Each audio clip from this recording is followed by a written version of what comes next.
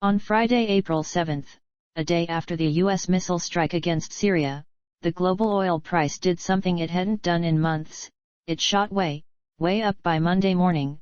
The West Texas Index, one of two major global benchmarks, had gone up by 2 to 53 per barrel, the biggest price increase since December 2016.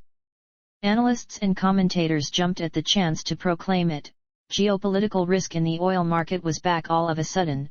A few missiles launched from the decks of two American destroyers could do what OPEC bargaining and the shale revolution had failed to do, set the global oil price firmly north of 50. Oil was exposed, once again, to the mysterious risk premium, sending prices up from the historic lows that have mired the global oil and gas industry since June 2014, when global crude prices were still sitting above $100 a barrel. Within a week, it grew apparent that the sudden price spike was a flash in the pan. Momentary jump prices responded to an unexpected action by a U.S. president still searching for a coherent approach to the Syrian debacle, but the sudden uptick in oil prices in the wake of Trump's Syrian intervention has reopened the debate on how geopolitical events affect the international economy.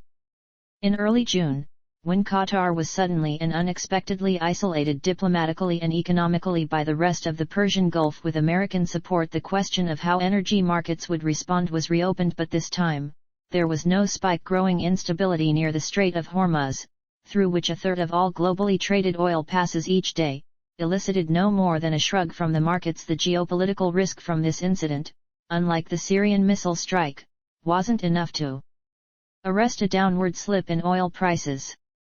Oil is seen as particularly sensitive to sudden shifts in geopolitical climate, and there is considerable discussion surrounding the geopolitics of oil. But while the movement of energy resources from country to country, via pipeline or tanker, is very often influenced by political interests, the relationship between Russia and Western Europe offers a clear example.